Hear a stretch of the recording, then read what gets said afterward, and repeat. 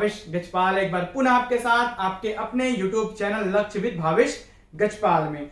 तो आज हमारा जो टॉपिक है वो है करंट अफेयर का टॉपिक। आज से करंट अफेयर की नई सीरीज चालू होगी जिसमें जितने भी करंट के मुद्दे रहेंगे उनको मैं डिटेल्स में बताऊंगा, ऊपर ऊपर से नहीं। वैसे तो टोक्यो ओलंपिक को आपने न्यूज वगैरह में देखा ही है, सामान्य जो चीजें हैं उनको आपने देखा है, लेकिन जो क्वेश्चन जो बनते हैं डीप क्वेश्चन वो कैसे बनेंगे, जैसे कि थीम क्या था, कब से कब तक हुआ, कितने देशों ने इसमें हिस्सा लिया था, ठीक है, नेक्स्ट ओलंपिक कब होगा, इसके अलावा जब समापन और उद्घाटन जब हुआ था तब ध्वजवाहक कौन थे भारत की तरफ से, ये सभी आज के इस करंट अफेयर के टॉपिक में सम्मिलित किए गए हैं, टॉपिक शामिल किए गए हैं। तो हम बात कर रहे हैं टोक्यो ओलंपिक 2020 की, जो कि 2020 में होने वाला था, परंतु कोरोना की वजह से यह पोस्टपोन हो गया। और इस जो टोक्यो ओलंपिक की तिथि थी वो थी 23 जुलाई सन 2021 से 8 अगस्त सन 2021। जापान के टोक्यो शहर में यह ओलंपिक हुआ।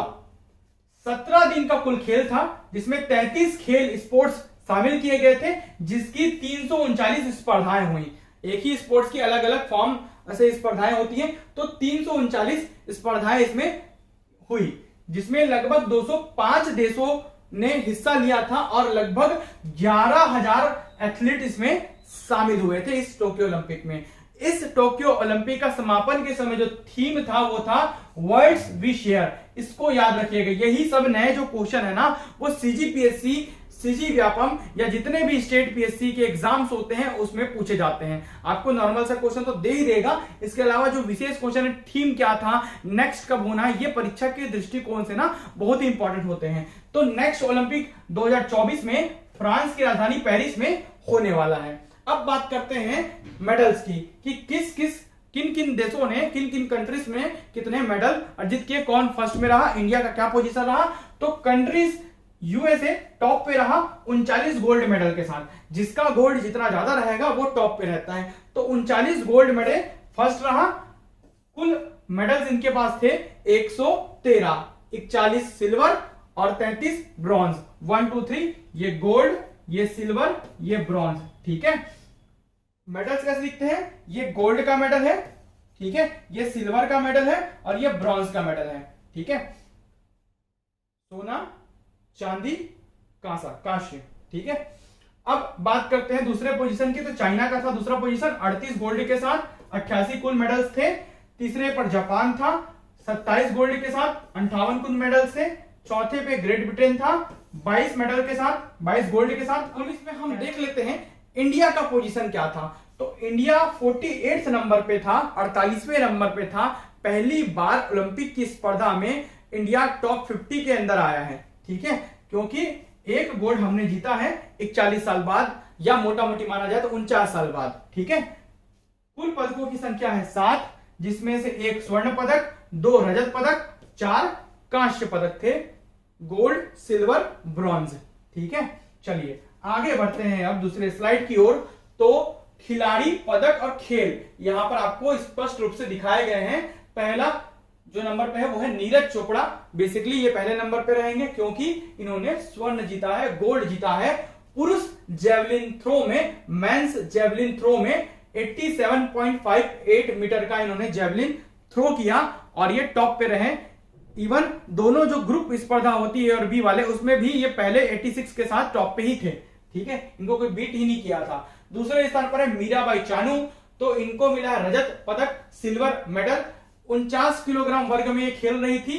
भारोत्तोलन में महिला वर्ग से इन्होंने स्पर्धा में भाग लिया था, मतलब वेट लिफ्टिंग में, ठीक है, भारोत्तोलन, वेट लिफ्टिंग। हिंदी इंग्लिश दोनों लिख देता हूं क्योंकि कई लोगों को जो एग्जाम में जब क्वेश्चन आते हैं तो कंफ्यूजन होता है। तो वेट लिफ्टिंग, भारोत्तोलन। रवि कुमार दहिया, तो रवि कुमार दहिया को भी मिला है रजत पदक, सिल्वर पदक, ठीक है। कुश्ती पुरुष मतलब रेसलिंग में, तो रेसलिंग में पुरुष वर्ग में 57 किलोग्राम वर्ग से ये प्रतिस्पर्धा में भाग लिए थे। चौथे नंबर पे बजरंग पुनिया, इन्हें मिला है कांस्य पदक, ब्रॉन्ज मेडल। ये भी पुरुष कुश्ती मतलब रेसलिंग, मेल रेसलिंग में ये फ्री स्टाइल कुश्ती में भाग लिए थे और 65 किलोग्राम वर्ग में इन्होंने हिस्सा लिया था। पीवी सिंधु सब जानते हैं, कांस्य पदक इन्हें भी मिला है। बैडमिंटन महिला एकल सिंगल है ना, तो बैडमिंटन फीमेल सिंगल में इन्होंने भाग लिया था पीवी सिंधु ने, कांस्य पदक वहां पर इन्होंने अर्जित किया है। लवलीना बोरगोहेन, ठीक है, तो लवलीना बोरगोहेन इन्होंने भी कांस्य या ब्रॉन्ज मेडल जीता है मुक्केबाजी में, बॉक्सिंग में महिला वेल्टरवेट वर्ग से 64 से 69 किलोग्राम वर्ग के बीच में वेल्टरवेट वर्ग से इन्होंने बॉक्सिंग में क्या जीता है, कांस्य पदक। अगला जो पदक मिला है वो भारत के पुरुष हॉकी को मिला है, मेल हॉकी टीम को मिला है कांस्य पदक, ब्रॉन्ज मेडल इन्होंने जीता है, ठीक है। और साथ ही हमारी जो महिलाएं हैं, जो लड़कियां हैं फीमेल हॉकी टीम की, उन्होंने भी अच्छा खेला और वो 4th पोजीशन पर रही हैं, ब्रॉन्ज हालांकि नहीं जीत पाए। अब इनके जो फेस है मैंने यहाँ पर लगा दिए हैं ताकि आपको अच्छे से याद हो जाए। ये है नीरज चोपड़ा जो जेवलिन थ्रो करते हुए दिख रहे हैं, ये है आपकी मीराबाई चानू, ठीक है, ये है आपके रवि कुमार दहिया और बजरंग पुनिया, दोनों लगभग एक ही जैसे दिखते हैं नीले ही कपड़े में, तो कंफ्यूज नहीं होना, उतना ही उन्होंने बाल रखा हुआ है। तो ये रवि कुमार दहिया है और ये बजरंग पुनिया है, ठीक है। इसके बाद है पीवी सिंधु और लवलीना बोरगोहेन। उसके बाद आपकी पुरुष हॉकी टीम इधर है और यहां पर उनके दिग्गज या सबसे क्या बोलना चाहिए सीनियर खिलाड़ी जो गोलकीपर थे वो हैं, आगे इनके बारे में भी बताने वाला हूं। देखते हैं पुरुष हॉकी टीम। तो पुरुष हॉकी टीम के जो कैप्टन थे वो है मनप्रीत सिंह, ये है मनप्रीत सिंह, ठीक है। जर्मनी को इन्होंने हराकर ब्रॉन्ज मेडल जीता है, तो 5-4, 5 गोल इंडिया की तरफ से, 4 गोल जर्मनी की तरफ से, ठीक है।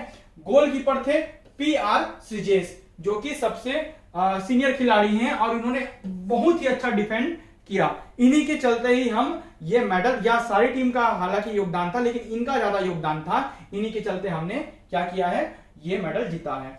इसके अलावा सिमरनजीत सिंह ने 2 गोल किए, हार्दिक सिंह ने 1 गोल किए और हरमनप्रीत सिंह ने 1 गोल, साथ ही रुपिंदर ने भी 1 गोल किए। तो ये तीनों के 1-1 गोल और ये 2 गोल सिमरनजीत सिंह ने किए, कुल मिला के 5 गोल हमारी तरफ से किए गए, ठीक है। ये है महिला हॉकी टीम जिसकी जो कैप्टन है वो है रानी रामपाल, हरियाणा से बिलोंग करती हैं और इनकी भी गोलकीपर ने बहुत ही अच्छा डिफेंड किया, इंडिया के लिए बहुत ही अच्छा खेला, जिनका नाम है सविता पुनिया। अब बात करते हैं उद्घाटन समारोह की। जब इस खेल का उद्घाटन हुआ था तो भारत की तरफ से प्रेजेंट करने के लिए मैरी कॉम जो कि हमारी सबसे सीनियर खिलाड़ी हैं, है ना, उनका ये लास्ट ओलंपिक है मान के चलिए, इसके बाद उनका ओवर एज हो जाएगा। और साथ ही इनका जो मैच आपने देखा होगा बहुत ही जोश से भरा था, एक बूंद भी इनके माथे पर सिकर नहीं थी, इनमें उत्साह अच्छे से दिख रहा था। तो मैरी कॉम और मनप्रीत सिंह ने, ठीक है, भारत की तरफ से ध्वज का वहन किया, ध्वजवाहक थे, ठीक है। जबकि समापन के दौरान बजरंग पुनिया ने ध्वज थामा था भारत की तरफ से। ये सभी चीजों को आप याद रखेंगे टोक्यो ओलंपिक से रिलेटेड जो भी तथ्य हैं। वीडियो अगर आप पसंद आता है वीडियो लाइक जरूर कीजिए। क्या आपको ऐसे करंट अफेयर के वीडियो और चाहिए? यदि चाहिए तो बिल्कुल कमेंट बॉक्स आपके लिए खुले हैं, कमेंट जरूर करें, बताएं मुझे कि ऐसे वीडियो और बनाने हैं क्या। जैसे कि अभी ओबीसी कानून आने वाला है, ठीक है, तो उसके लिए भी मैं वीडियो बनाऊंगा। जितने भी करंट के टॉपिक है सबसे रिलेटेड मैं वीडियो आप लगातार डालते रहूंगा। वीडियो में अंत तक बने रहने के लिए बहुत बहुत धन्यवाद। इसके अलावा यदि आप पूरी इंडियन जीएस, इसमें भारतीय संविधान, इतिहास, भूगोल, अर्थव्यवस्था, पर्यावरण और अन्य सब्जेक्ट रहेंगे, उसकी क्लासेस ज्वाइन करना चाहते हैं तो दिए गए नंबर पर आप मुझसे संपर्क कर सकते हैं। छत्तीसगढ़ की भी नई क्लासेस, न्यू बैच स्टार्ट हो गई हैं। सीजीपीएससी प्री, व्यापम, सीजीएसआई भर्ती, इसके अलावा सीजीपीएससी स्टेट इंजीनियरिंग सर्विस का जो फर्स्ट पेपर है उसकी भी क्लासेस आपकी स्टार्ट हो गई है। आप दिए गए नंबर पर मुझसे संपर्क कर सकते हैं। चलिए बढ़ते हैं टॉपिक की ओर। 40 मिनट उत्तरी अक्षांश रेखा है जो कि सुषमा से टच करके जाती है और ये जो है 24 डिग्री 5 मिनट उत्तरी अक्षांश रेखा है जो कि बलरामपुर से टच करके जाती है। विस्तार वहां तक है। बात करें देशांतरी विस्तार की तो ये दोनों जो रेखाएं हैं वो देशांतरी रेखा कहलाएगी। इसके सापेक्ष ये है पूर्व की ओर, इसलिए यदि 0 डिग्री देशांतर रेखा इधर है तो इधर से इधर जाएंगे तो ये कहलाएगा पूर्व साइड जा रहे हैं। किधर जा रहे हैं? पूर्व साइड जा रहे हैं, ना कि पश्चिम साइड। तो 0 डिग्री देशांतरी रेखा के सापेक्ष हम पूर्व की ओर जा रहे हैं, इसलिए दोनों रेखाओं का नाम